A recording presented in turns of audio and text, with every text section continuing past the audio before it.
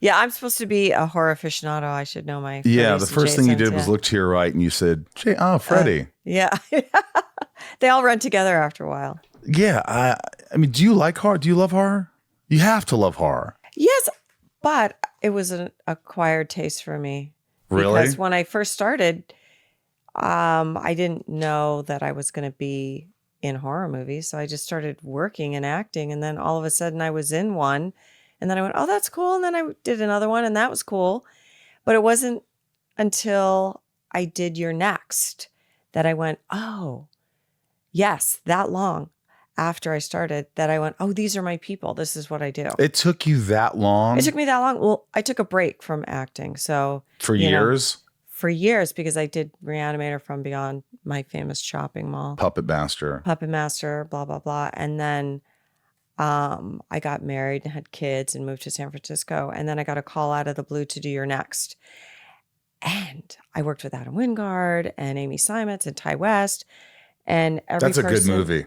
That's a good movie. That's a good movie. And every person on that set was more talented than the next. And so I was just in awe and inspired by all of them because they could do every job too. All of them were like, back in my day, it was like, if you were an actor, that's what you did, an editor, director, writer, whatever.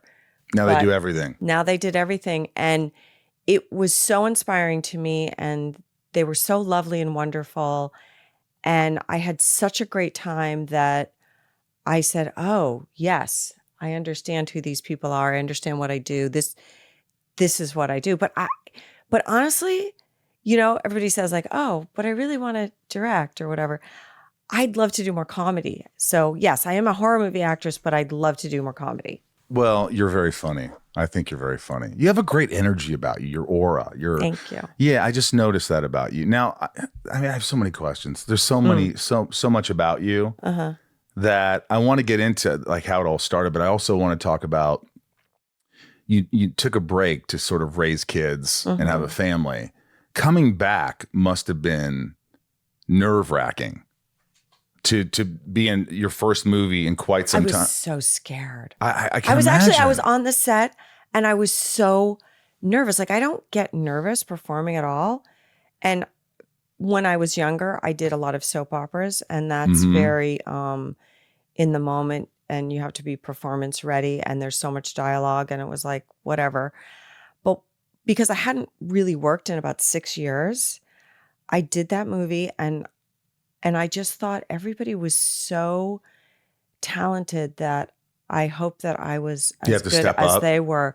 That was my feeling at the time, and yeah, I was quite nervous, but it worked out. The movie was very good. Does it sort of, that feeling sort of dissipate after like the first few takes or the first scene and then you start to go, okay, I remember how to do this. I mean, truthfully, yes. Obviously, you're an actor and it's like on every project you get a little nervous. And then once you get that first take out of the way, you can kind of relax. And that's very true. But I think I was nervous the whole movie on the movie also because they did a lot of that was part of that wave of Mumblecore. And so they were saying lines that weren't in the script. And then I was like, what is going on? And Simon Barrett came up to me and he said, do you like what you're saying in this scene? And I said, yeah, man, I guess so. And he said, because you can say anything you want. And I went, oh, that's what we're doing? And you haven't, you weren't. I was a part of that group. You didn't know how to do that. No. But did you do it? A little bit, yes. But you were nervous. You're like, I just know to say these things. Yes, I'm going to say something and let's see how it lands. And it was awesome. And there's a guy named Joe Swanberg that was on the movie. And he really is like a Mumblecore guy.